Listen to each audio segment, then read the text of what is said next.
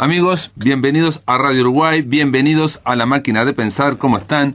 Espero que anden bien, arranca La Máquina de Pensar. Hoy este programa producido por Carolina de Cuadro. Hoy saben que estamos conversando durante todas las semanas, desde hace, bueno, por lo menos hace un mes. La idea es, por lo menos una vez a la semana, hablar de la poesía de Amanda Berenguer. Este año se cumplieron ya, se cumplieron 100 años de su nacimiento, nació el 24 de junio, y es un pretexto, bueno, como todos los pretextos, da bueno estos homenajes, para traerla al candelero, para traerla a la vitrina, y poder ver cuál es las características de su poesía, ¿no? Una y otra vez digo lo mismo.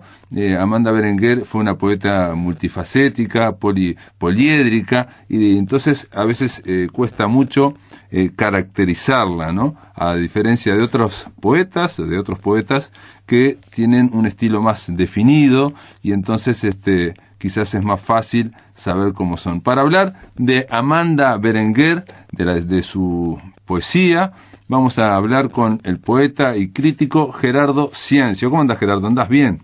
Bien, Pablo, ¿cómo estás? Bueno, gracias por la invitación a hablar de Amanda.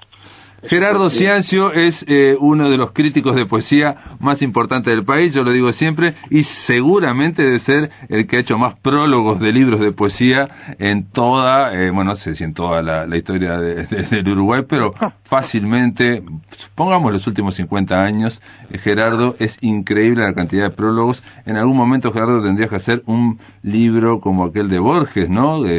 Con un libro de prólogos, ¿no? Con prólogo de prólogos. Prólogo, sí. Prólogo, con un prólogo de prólogo, sí. Sí. Sí, ese es uno. Hay otro libro más de prólogos de Borges.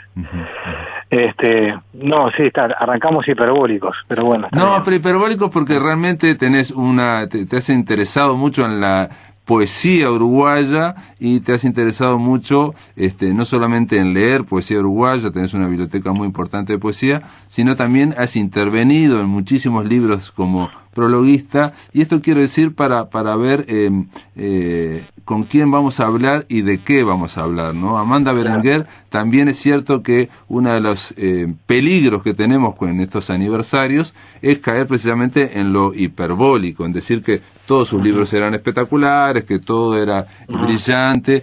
Con Roberto Chavarran estuvimos hablando y él mencionó que bueno, que tenía que nunca tuvo puntos bajos, pero que para él, a su manera, a su leal saber y entender, había libros menores dentro de una trayectoria muy amplia como la de Amanda. Sí, está bien. Sí, yo creo que hay diversidad, ¿no? Ya se habló bastante y se escribió sobre su capacidad de metamorfosearse. Para mí es una poeta camaleónica, ¿no?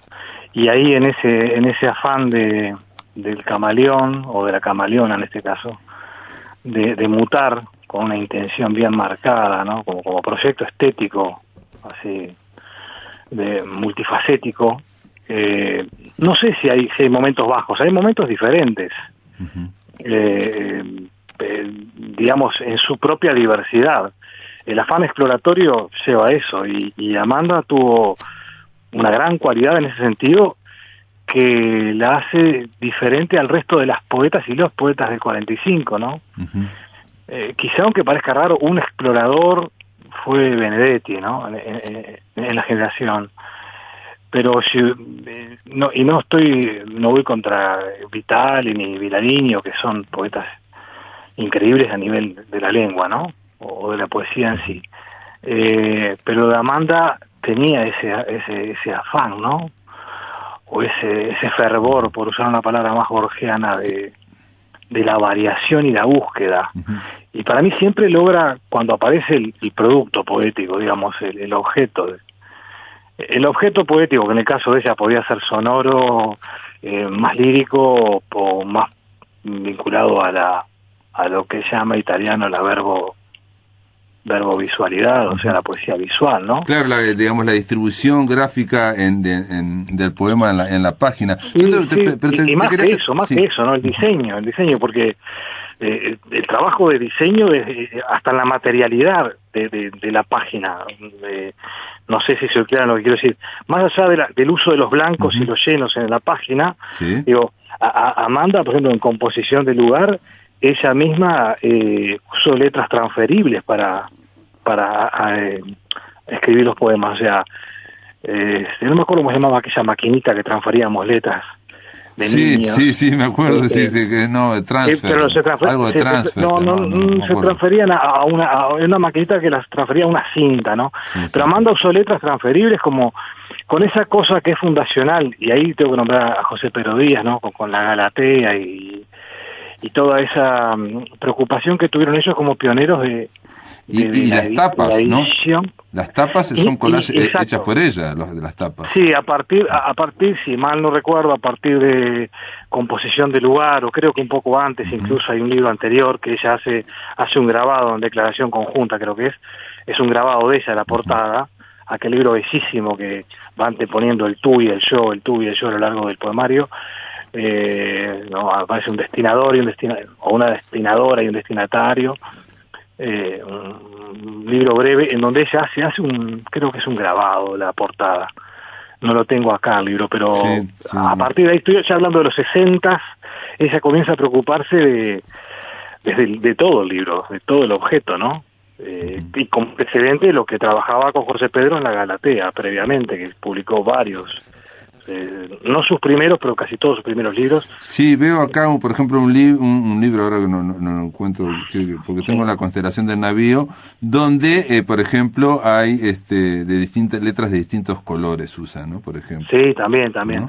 Sí. Sí, yo me refería, hay trabajos que están por fuera de la constelación. La constelación, si mal no recuerdo, que es un trabajo bellísimo que armaron Amir Ahmed y Regerman Carlos con H Editores, ¿no? Sí. Un libro increíble. Quedaron por fuera los trabajos de aquella elegía por la muerte de Paul Valéry, un opúsculo rarísimo que se llama A través de los tiempos, que llevan a la gran calma. Y después hay otro trabajito, el canto hermético, creo que es, te estoy hablando del año 40, o sea, una Amanda de 19, 20 años. Eso, como muchos poetas, o algunos, ¿no? Pienso en el propio Benedetti, qué sé yo, o en Circe, que niegan sus primeros trabajos, o sea, los niegan en el sentido que no los incluyen en sus obras completas, o en su inventario, o en su obra reunida. Estoy viendo así que Declaración Conjunta del año 64 es la primera etapa de ella. Con respecto a estos inicios que estás mencionando, Gerardo, yo la pregunta que se me ocurre y que no me la había planteado hasta ahora es esa idea que vos dijiste, ese programa que consistía en que cada libro tenía que ser diferente al anterior, ¿no? Cada libro tenía que tener un enfoque distinto. ¿Fue desde el principio o no? Yo creo que sí, yo creo que fue desde el principio. Para mí hay un librito que lo publica la Galatea, que es el homenaje, la elegía por la muerte de Valéry, que creo que sale en el 45, muere Valéry, ese mismo año, ahí lo escribe, y digamos, ese es su primer trabajo de más lustre, y eso es elegíaco, y después aparece ahí el río, digamos, también en la Galatea, que ya es otra línea, es un poema fluente, torrencial, ¿no? Es el que aparece en la constelación en la constelación del navío, es el primero que pone el río, 1952. Claro, porque fue la decisión de ella con los editores de comenzar ahí en el 52, pero que es un libro sorprendente, ¿no? Ya es un libro, de madurez. El primer poema que tiene, además, que dice: detrás de mí, como un lagarto de hambre, ¿no? Esas comparaciones, esas imágenes de Amanda son puro fulgor, pura sorpresa. Además no tenía ningún prurito en utilizar palabras más o menos científicas, más o menos técnicas, astronómicas, matemáticas, palabras venidas de otras jergas, de otras tecnologías de la palabra, por citar aún. Claro. Y dentro de su generación en particular, de 45, en ese sentido se zambullía al río, justamente, ¿no? Pensando en su primer libro. Pero lo interesante es que a su vez dentro de su generación Amanda era muy respetada, ¿no? Digo, empezando Rama y Benedetti se dedicaron a hablar de su obra, a escribir sobre su trabajo, con una cierta admiración. Y yo quería compartir un poema, si te parece, uno que le gustaba mucho a Benedetti. Dame un segundito que lo Pues yo no estoy con mi biblioteca, como sabés. Mi biblioteca conjunta no la tengo toda donde vivo, pero tengo este texto que está en la invitación, si tenés ahí los materiales, que es un libro de los 50, 57, es un libro breve. Sí, la invitación, 8 poemas de Amanda Berenguer. Ahí está, 8 poemas, correcto. 8, correcto, sí. Porque el Río le había llamado primer cuaderno y después no apareció segundo cuaderno, apareció este otro libro que son 8 poemas. Pero hay un poema que se llama Paisaje, que Benedetti lo destacaba enfáticamente y no necesariamente estaba alineado con lo que... Bueno, Benedetti venía de publicar poemas de oficina, por ejemplo, ¿no? Un gran éxito, hit o bestseller de los 50, que se publicó acá y a los pocos meses se publicó en Buenos Aires y después reediciones acá, etcétera. Pero mirá este poema Paisaje del 57 de Amanda. Una estrella suicida, una luz mala, huelga, desnuda, desde el cielo raso. Su cerrada corona acaso sangra, acaso su reinado es este instante. Crecido el mar debajo de la cama, arrastra los zapatos con mis pasos finales. Sacan los árboles vivos un esqueleto mío del espejo. En el techo los pájaros que vuelan de mis ojos brillan fijamente. ¿Acaso no esté sola para siempre? La mesa cruje bajo el peso usado de las hojas secas. Un viento adentro cierra la puerta y la ventana y abre de pronto entre cadáveres la noche. También mi corazón. Ya voy, tinieblas. Este texto que es para mí parece escrito mañana, ¿no? Sí. De una enorme actualidad. Hay muchos poetas, como poetes que están escribiendo en esta línea, la búsqueda y está esta especie de tenebrosidad, ¿no? Aquello que decía Bocha Benavides de lo espantable en Amanda, ¿no? En la poesía de Amanda, decía él. Que yo creo que alguna vez lo hablé con Bocha. Sí, decía algo, perdón, una hermosura espantable o algo así decía. Sí, como que su poesía tenía justamente esa belleza de lo espantable, esa, ¿no? Pero en realidad yo hablaba... Perdón, aquí lo tengo, perdón, porque yo digo, porque está en la contratapa de la constelación del navío, donde Bocha Benavides dice que Amanda Berenguer es la poeta de la espantable maravilla. ¿Cómo? ¿La poeta? De la espantable maravilla. Correcto. Lo interesante es que en este libro que estamos hablando, en la invitación, fue cuando Amanda utiliza a Kierkegaard, porque además de Circe, ¿no? Una gran lectora y estudiosa de la filosofía que se refleja en la poesía de Circe, creo que Amanda también era una lectora de filosofía y de diferentes teorías científicas y se refleja en su poesía, ¿no? Y ella ahí cita a Søren Kierkegaard y él hablaba de la melancolía espantable. Sí, dice en el epígrafe, dice, en todos los sentidos mi melancolía busca lo espantable. Ahí está, mi melancolía busca lo espantable. Ese es un concepto bien de kierkegaardiano, ¿no? O sea, esa idea del ennui, de la melancolía, pero en cuanto al espanto, ¿no? Sí, de lo tenebroso. Es una idea romántica, neorromántica, pero Bocha justamente le comentaba yo eso, porque casualmente tengo esa edición de la invitación y le dije, Bocha, acá está, y me dijo, yo de pronto, fue una coincidencia, de pronto lo leí de ahí, no se acordaba, pero él veía la poesía de Amanda como eso, ¿no? Como un absoluto del espanto. Claro. En ese sentido, porque es una de las poetas más inquietantes, ¿no? Perdón, y lo del espanto... Junto a Marosa, creo que es de esas poetas inquietantes en su voz incluso para leer, ¿no? Pienso en el disco Dicciones, o cuando graba La Estranguladora, e inquietante cuando la lees.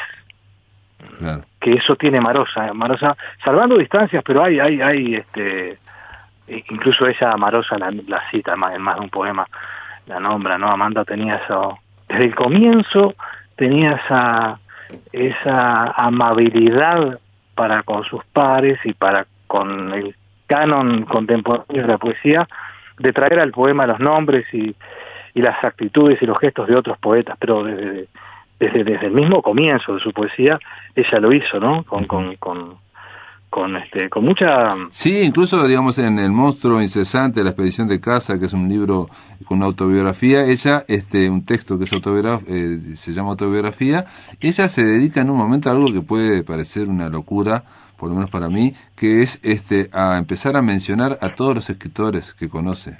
Va mencionándoles y a cada uno le dedica una frase.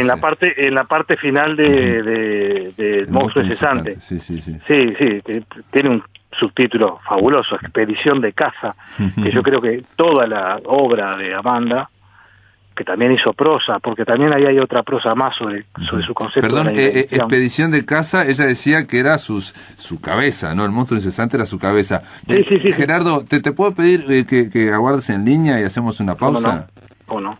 Amigos, después de la pausa continuamos aquí, estamos conversando con el poeta y crítico Gerardo Ciancio sobre la obra de Amanda Berenguer.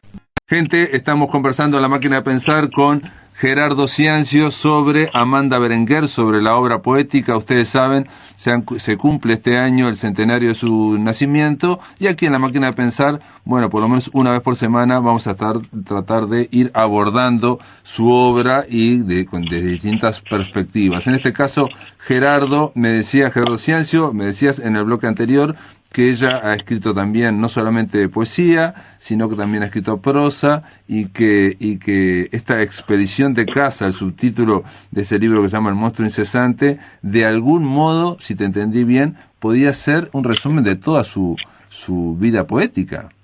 Yo creo que ella era una monstrua incesante en perpetua expedición de caza, ¿no? De caza de caza de la poesía, del lenguaje, ¿no? Vuelvo a repetir, desde su voz, en el sentido metafórico, y de su voz en el sentido más fonológico de la palabra, más acústico. Sí, tenía aquel trabajo sobre la dialéctica de la invención en El monstruo incesante también, es un trabajo en prosa de ella, en donde, bueno, ahí hay de alguna manera algunas claves para poderla leer. Y esa preocupación también de antologar las entrevistas, dándole el lugar al entrevistador, ¿no? Recuperando ese material en ella, fue también todo un gesto. Yo te decía hace un ratito que desde el comienzo ella tenía también esa virtud, o ese virtuosismo, que es un gesto de humildad, de traer como a la mesa de su poesía a los demás poetas. Fíjate que ya en El río hay un poema que se llama Viaje. Yo creo que ya estaba, en ese momento estaban en el primer viaje que allá en Europa, sí, estaban en Europa. Sí. Dice, ¿dónde estará tu gesto, Manuel Flores, el aire altivo y dulce de tu cara? ¿No? Sigue el poema. Manuel Flores Silva se refiere, que es un interesante poeta además, ¿no? Manuel Flores Mora, perdón, quise decir. Sí, Flores Mora, que digamos eran parte del 45, eso lo dijo aquí Alicia Torres, mencionando, digamos, refiriéndose a esa parte, pero estaría bueno para leerlo, donde ella va mencionando a todos sus amigos, sus compañeros de generación, que tenían 25 años, 27 años. Ya en el 52, esto lo empieza a escribir hacia el 49, ya está nombrándolos a todos, muertos. Sobre todo con ese Ubisum, ella está en otro continente, y hay como un Ubisum, una especie de nostalgia. Más abajo dice, también tú, Ángel Rama, estarás ciego, también tu pecho aquí de brasa ardiente tendrás su corazón de sombra dura, y sigue así más adelante, ¿no? Y seguirás Maggi, hundiendo tu ternura por entre agudos pliegues de palabras. Ira Vitale, ¿qué será tu piel, tu tierna y tibia geografía blanca, cuando crezcan los ríos y las hiedras, etcétera, etcétera? Vuelvo a repetir, la poesía cito a Arbereche acá como ágape, ¿no? Como lugar de reunión de los poetas, pero en el mantel del propio poema, ¿no? En la propia textura de su escritura. Y ese escribir con los demás, alimentarse con los demás sin tenerle miedo a las influencias, ¿no? Pienso en Bloom acá. Que antes de morirse Bloom además lo aclaró bien, que no existe el miedo a las influencias, no debería existir, porque las influencias hacen a la poesía, o sea, inevitablemente escribimos de las escrituras que nos preceden, ¿no? Sí.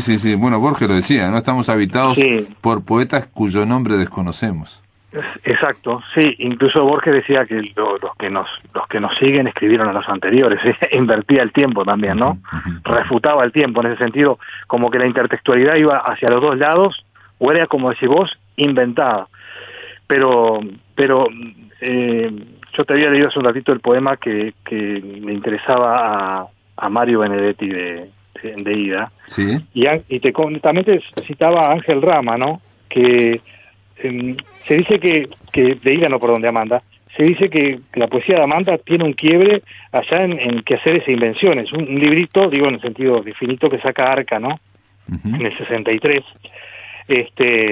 Y el quiebre, por ejemplo, Rama dice que están los primeros 11 textos, la primera parte del libro, quehaceres e invenciones, por esos paisajes que parecen cotidianos, pues son meras invenciones, que son como quiméricos. Te leo, sí que es un poema breve, porque es interesante cómo el 45 también estableció un cerco que no dejaba entrar a otros, pero también se leyó a sí mismo, ¿no? Uh-huh. Y hay muchísimo material que por suerte se está cada vez recabando más.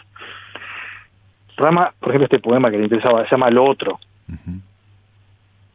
Cuando temblando estoy por acabarme, bien, boca abajo, dándome de dientes, entonces siento por la dura vía la carroza propicia, su motor palpitante y puntual, trayendo pruebas del límite del mundo, con mis letras borradas por las flores. Pero un árbol, solo uno en su sitio bastaría para situar sin miedo la otra tierra. Estoy haciendo una selección de textos en base a críticos que les gustaban estos textos, ¿no? O que los señalaron, no tanto para analizarlos, sino como el gusto de la lectura. Yo pienso que en este libro sí hay un quiebre, pero más que nada en la segunda parte, pero bueno, eso es una cosa que habría que argumentar en otro espacio, porque es donde Amanda mira hacia los costados la realidad que se está 63, ¿no? 62, 61, cuando se escribe, que se empieza a desmoronar lentamente en el Uruguay, ¿sí? Y por ejemplo, hay un poema, Carestía. Si el sosegado abrazo implacable aprieta, y parecería anuncio de un silencio de paro general, el astuto bienestar trepa por las venas de piso en piso, de apagón en ciernes, y entremira hacia abajo por el pozo desalmado de los ascensores. Y más abajo en ese poema Carestía dice, es escaso el salario, y la vigilia vuela entre racionados alimentos. Yo creo que acá hay un quiebre importante, un movimiento de Amanda ya hacia la realidad inmediata, y aparece una poesía social de altísima calidad, de altísima hechura, ¿no? Pero poesía social. Sí, no panfletaria, digamos, o no tan directa, pero lejísimo de lo panfletario, de lo panfletario, pero sí una preocupación diferente, ¿no? Y además empieza también a alargarse el uso de, por ejemplo, hay un verso que dice, a grito pelado, dice, ¿no? El uso de las jergas más de la oralidad. Es una Amanda que empieza ya a explorar otros sitios, ¿no? Que se había recorrido de alguna manera en contracanto. Uh-huh. Perdón, por seguir por quehaceres e invenciones, hay algo que no es habitual, por lo menos en Amanda, es que estoy acá en El Monstruo Incesante, y donde ella cuenta cómo hizo un poema de quehaceres e invenciones. Dice, una tarde de esas, a la hora de la siesta, José Pedro trabajando, Álvaro en la escuela. Lo cuenta ella, digamos, en lo que es la leyenda personal también, ¿no? Como pasa siempre con todo escritor. Sí. Una tarde de esas, a la hora de la siesta, José Pedro trabajando, Álvaro en la escuela, con todo ya, al menos por ahora, en cierto sosiego, me senté ante la mesa de la cocina cubierta de hule rojo, enfrentada a la pared clara. Sobre mi espalda caía un sol de invierno que entraba por la ventana, bordeada de cortinas a cuadritos. Yo tenía a los 80 centímetros más o menos la pared, y más alto un redondo reloj blanco de cocina que marcaría las 3. Tenía ganas de escribir algo, y no sabía qué. No había tenido tiempo para nada, y me sentía bastante cansada, como vaciada por dentro. Entonces, en un gesto habitual, me puse las 2 manos sobre los ojos y se hizo oscuro.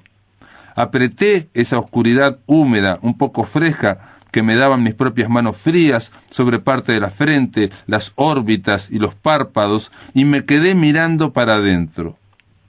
Tuve entonces la impresión de que se configuraban formas precisas, con sentido, y que no tenía más que describir aquellas imágenes bastante nítidas, siguiendo su ordenación natural y de manera desnuda y directa.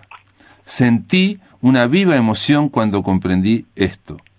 Me levanté, fui a buscar lápiz y papel, y así nació este pequeño poema que se llama La Paloma. Y lo leo. Dice, la paloma dice: por las vigas que sostenían el sótano, bajaban hacia el agua del fondo, como en una bodega, algunas ideas resbaladizas, una detrás de la otra, mordiéndose a veces las últimas conclusiones.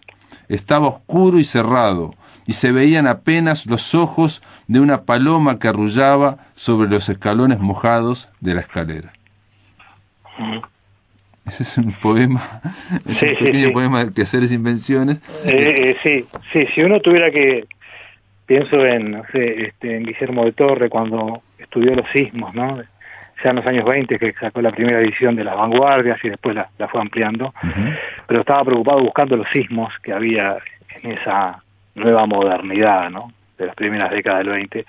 O el propio Gómez de la Serna, que escribe un libro que se llama Ismos. Si uno tuviera que pensar en el amandismo, yo pienso hay muchos sismos dentro de Amanda, no hay uno solo. Por ejemplo, eso que lees es bien la voz de ella, pero es una de las voces. En Contracanto, que es un libro anterior a este que estamos hablando, hay que hacer esas invenciones. Si vos revisás, hay vidalitas, ¿no? Claro. Hay estrofas de vidalitas y hay un cielito incluso. O sea, ya había una experimentación con el canto. Es más, después, bueno, Biglietti, Cristina Fernández, Washington Carrasco, Tera Famado, bueno, fueron llevando poniendo en música estos poemas de Amanda. Y a mí me gusta especialmente, en lo que, como gusto personal y como un homenaje también a un poeta anterior, hay un libro que hablábamos recién, que es el primero. Esto es un supuesto que estoy haciendo ahora, Declaración Conjunta, un libro breve, en donde ella juega con ese pareado, no pareado en sentido técnico, sino con ese par, yo, tú, o tú, yo, tú, viento, abracadabra, yo, ojiva natural, tú, enero petrolífero, yo, dientes logaritmos, tú, espectro sedicioso, yo, vidriera en agraz, tu caballo innumerable, yo, siesta, estratagema, tu esperma gobernante, yo, araña súcubo, sigue. Pero ya el erotismo empieza a crecer, empieza más está buenísimo ese poema. Está más parecido al erotismo, por ejemplo, de una idea con el poema El espejo, ¿no? Que se dice que ahí el erotismo ya queda prácticamente mimético, la acción erótica, si se quiere. Pero a mí me gusta mucho porque además pienso en Pedro Picato, y ahí tengo un dístico en la cabeza que es: tú, desdoblada cinta al aire, yo, la mitad de un ala apenas. Eso es un dístico que llevo en la memoria, no sé hasta cuándo me quede, de Pedro Picato, de las anticipaciones. Sí. Estamos hablando de los 40. Anticipaciones del Ángel Amargo. No, las anticipaciones es un libro. Son dos libros en realidad, que después se reúnen, pero las anticipaciones es un libro que reúne su poesía. En realidad es más, que creo que salió póstumo ya ese libro, había muerto él. Los del Ángel Amargo es otro, pero quizá la confusión es que se reúnen, ¿no? Sí, estaba en un solo libro que decía Anticipaciones de Ángel Amargo. Ahí está, pero cuando aparece... Pedro Picato, el amigo de Liber Falco, el poeta jorobado. Correcto, sí, pobre, sí, pero de una, para mí, explosivo, ¿no? Tú, desdoblada, cinta al aire, yo, la mitad de un ala apenas, un poco La Bella y la Bestia, planteado en esa a su amada, una cosa platónica, pero de alguna manera Amanda, no sé si lo hace intencional o no, si alguien lo ha planteado en la crítica, no lo sé, pero encuentro que hay una expansión, ella toma de alguna manera ese motivo que también viene de la literatura española, clásica, renacentista, también hay algo de esto en el 27, pero en la poesía uruguaya creo que atar a estos dos grandes por lo menos me interesa a mí y me gusta muchísimo ese juego. Amanda lo sostiene a lo largo de todo el libro, ¿no? O sea, si vos lees todo el trabajo del 66, ¿no? Declaración conjunta, que de eso trata, ¿no? Una declaración de amor, ¿no? Conjunta, hecha como a dos voces, jugando a esas dos voces, es casi que un poema dramático en el sentido que es representable, ¿no? Pueden haber dos voces perfectamente jugando acá en su lectura. Muy bien, vamos a hacer una pausa, amigos. Estamos conversando con Gerardo Ciancio sobre Amanda Berenguer y sobre... Estos solamente son apuntes que muestran lo poliédrica que es esta obra de esta poeta que se llamó Amanda Berenguer. Después de la pausa seguimos aquí por Radio Uruguay. Amigos, continuamos en la máquina, estamos conversando con Gerardo Ciancio sobre Amanda Berenguer. Vos mencionabas este poema, este largo poema que se llama Declaración Conjunta, ese libro, ¿no? Y donde juega el tú y el yo, y decías que se podía representar o se podría de alguna forma, sí, que tenía cierta estructura dramatúrgica, o por lo menos para ponerlo puesta en voz también, ¿no? Sí, claro, tan buenos poetas performance que tenemos. Pero tiene poemas, por ejemplo, como Liberarse, dedicado a liberarse, por ejemplo. Quiero decir que estamos hablando de una poeta que incursionó en muchísimos vectores, ¿no? Claro, yo te decía recién, por ejemplo, hay un poema a Yuri Gagarin, ¿no? Yuri Gagarin, y a la hazaña soviética de poner el primer hombre en órbita.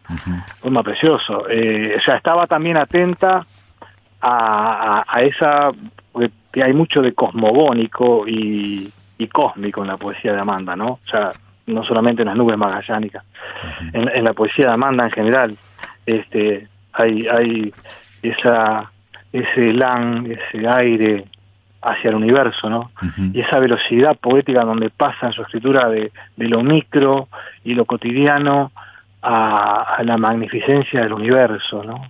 Al mundo estelar. A mí eso es lo que me sorprende en Amanda. O sea, y al tiempo también, ¿no? A la vez que hace ese viaje por las galaxias, también pega saltos en el tiempo también, ¿no? En un momento habla del año, yo lo mencionaba, 4000, ¿no? Sí, tiene mucho de science fiction también, claro que sí. En poesía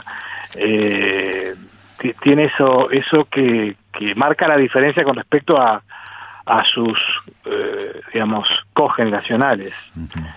Hablábamos de la exploración, de la diversidad, de lo multifacético, de lo camaleónico, pero también esto que es que de alguna manera está presente en la poesía de Ida Vitale, pero con otra contención, y con otras formas del rigor de la escritura, ¿no?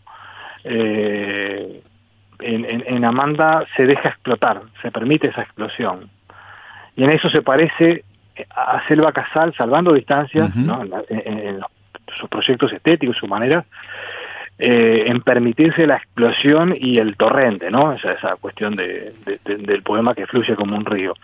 Lo que en Amanda aparece muchísimo más presente la cultura en sentido general, ¿no? El arte, es una dama de Elche, ni que hablar. Recién hablábamos de la astronomía, la astrología, la literatura, la pintura, la historia, pero también lo que acontece, ¿no? Lo que acontece en la rúa, como decía Machado un poco en broma. Acá estoy viendo por ejemplo un poema, digo, para que veamos la cantidad de temas, ¿no? Se llama La Presencia y está destinado a la conferencia que dio Che Guevara en el Paraninfo, que a la salida hubo disturbios y bueno, se mataron al profesor Albelio Ramírez, ¿no? Exacto. Entonces le dedica un poema donde va narrando, es decir, lo hace poéticamente y culmina, digamos, no sé si alguien sacaría que eso está hablando del Paraninfo, salvo al final que dice la disparada, ¿se acuerda? Las balas raspando y el agua entrombada con las lágrimas de los gases. Nada nos espantó lo pensado, que fue mucho revelar, ni se nos escaparon las riendas de lo dicho. Corrimos, sí, por el mal corridos, es de ventaja. Ahora cuento, doy mi persona para que se extienda el entendimiento. Aquellas palabras grandes señales hacían, damos fe, él su vida otra vez hasta cumplirla. sobre la presencia de Che Guevara en el Paraninfo. Digo para que vean, digamos, por un lado las nubes magallánicas, o sea, hay mucha cosa, ¿no? Sí, no es un poco lo que, en un sentido cuasi peyorativo, el 45, y lo pongo todo entre comillas, ¿no? Que hablaba del gacelismo. Bueno, el propio Mario Benedetti usa este término, el gacelismo. Ya un poco manido lo que estoy diciendo, pero criticando a ciertos poetas contemporáneos, muy apegados a un cierto oficialismo que inundaban de gacelas, que para mí son... Corzas y gacelas, decía, ¿no? Corzas y gacelas, sí, son dos bellos animales y dos bellas palabras, digo, pero era un prejuicio de Mario, claro. porque también un tema de coyuntura, ¿no? Ellos querían, claro, anteponerse a esas corzas y gacelas, bueno, en este caso, los gases de la represión, por ejemplo, o sí, el boliche del bar o el café en ahí está, un problema del momento histórico, de coyuntura, que siempre hay coyunturas, y esa discusión sigue, ¿no? Hasta dónde la poesía debe ser política y hasta dónde, y la poesía de hecho es un acto político, ya es el escribirla y el leerla, el mentarla ya es un acto político, pues es un acto de resistencia, ¿no? A ningún centro de poder le interesa la poesía, ni a ningún discurso que intente ser hegemónico le interesa la poesía. Y si le interesan es simplemente una simulación para otros fines, de pronto para comprar a un poeta, pero no, la poesía es política. Pero igual, esa discusión de hasta dónde que la poesía haga denuncia, no haga denuncia... O letras de emergencia, por ejemplo, por aquellos momentos, ¿no? Sea engagé, o sea, comprometida o no, digo, para mí está superada. No, hoy estamos en una etapa que no pasa por ahí. Pero lo interesante es que el viaje a la interestelar de Amanda no queda ahí, está permanentemente como Altazor tirándose en el paracaídas a la realidad más dura, ¿no? A los salarios bajos, al paro, al tiroteo con la post-conferencia del Che, etcétera, etcétera. Es decir, estaba presente en ella, pero no con eso, nunca descendiendo digamos, a la calidad y entregando lo que es el cerno, el núcleo duro de la poesía, que no es necesariamente poner por delante lo otro, sino que siempre está por delante el lenguaje poético. Digo, eso es lo que la hace diferente, como porque de alguna manera tenemos muchas maneras de hacer también denuncias o alegatos, etcétera, etcétera. Ella era una investigadora del lenguaje, pero también a veces me da la sensación, por ese pequeño poema que leí, que era como una investigadora de su propia cabeza también, ¿no? De su psiqueo, ¿no? De su pensamiento, ¿no? Sí, yo creo que eso es de cualquier creador, ¿no? Que hay un torrente de conciencia que es inevitable estar ahí adentro. Desde la creación se vive más adentro de la cabeza, pero en Amanda queda muy explícito su obra, en eso comparto lo que decís, queda muy expuesto, y no tenía ningún problema en dejar expuesto el poema y el metapoema y el prepoema, si se quiere, por usar términos. Lo que la llevaba, eso como lo leíste hace un ratito, a escribir ese poema, ¿no? No solamente la sustancia y la materia del poema, sino las intenciones, si la lograba o no, es decir, y eso aparece en su escritura, por lo tanto es bastante metapoética en muchos momentos.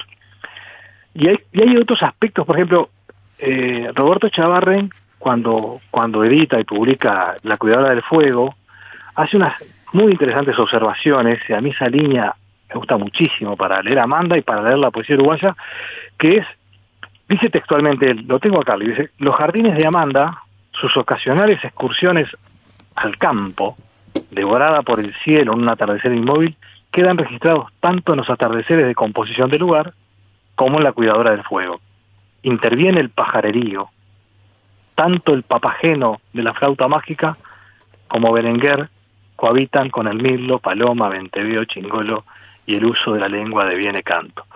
Y lo más interesante que hace Roberto ahí en ese posfacio a La Cuidadora del Fuego es que cita varios poemas de poetas nativistas, completos o parciales, ¿no? De Serafín J. García, de Guillermo Cuadri, etcétera, poetas nativistas del medio siglo, por llamarlo de alguna forma. Y si uno piensa, convivían y estaban escribiendo y publicando e intercambiando con Amanda en ese momento. O sea, es muy interesante también en vez de desunir, hacer esas ligazones, esas trabazones que forman esa cinta de medios, ¿no? Citando a Amanda. Yo creo que es muy importante lo que acabas de decir, porque en general se tiende a pensar, bueno, en Amanda, o a pensar en Marosa, o a pensar en Idea, y no que se cruzaban con Serafín J. García, por ejemplo, no Claro.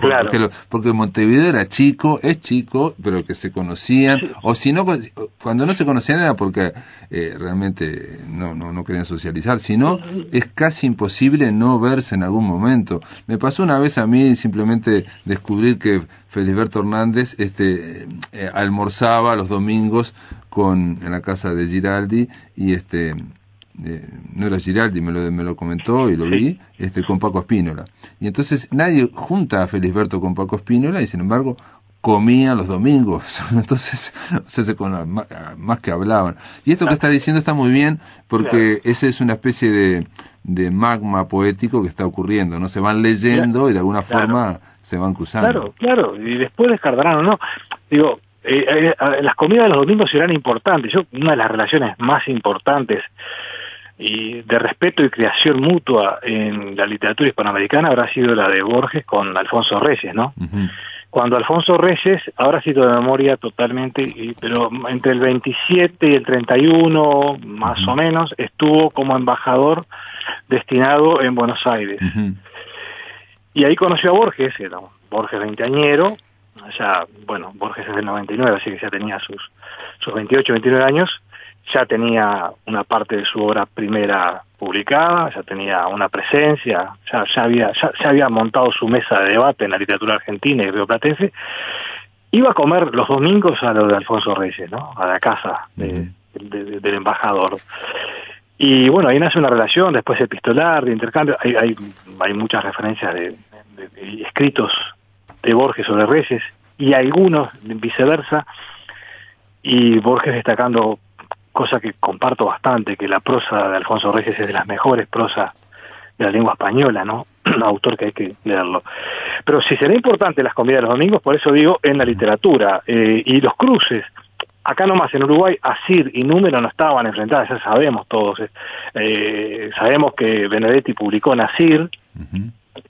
Me acuerdo que un día me dijo, no, yo no publiqué en Asir. Sí, Mario publicó en Asir, y le llevé una copia yo tenía 2 ejemplares de ese número de Asir, del 53-54, que publicó un largo artículo que se llamaba El humorismo en Montevideo, o el humorismo de los uruguayos, no recuerdo ahora.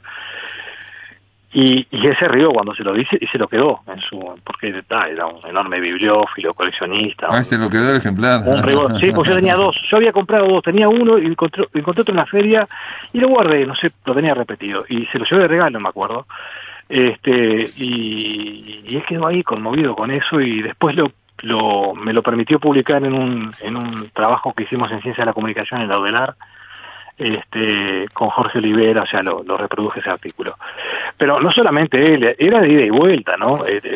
Muchos autores que colaboraban o se reunían con la gente de Asir o Número, con líneas diferentes, pero la generación es la misma, y Montevideo, si es chico ahora, era mucho más chico, ¿no? Los intercambios eran de pronto más habituales, y las peñas, etcétera. Amanda tiene también hasta una especie de frases que pueden entrar a la microficción con El tigre entre las cosas, Manual de aventuras domésticas, está entre el 86 y el 94, y escribe, por ejemplo, esto, hace todo en parágrafos, estudio de arrugas, aporte para una cosmetología, y entonces en un momento dice, las gruesas arrugas del cuello ahorcan, pero no aprietan. Después en el siguiente parágrafo dice, las arrugas son las pajitas con las que hace su nido la vejez. Después en otro dice, una arruga tiene 2 direcciones, la misma arruga marca el fin de la fiesta y el comienzo del día. Por ejemplo, en otra dice, el sueño no deja crecer arrugas, las sopla suavemente. En fin, podrían ser microficciones también. Microficciones. Por suerte no dijiste aforismos.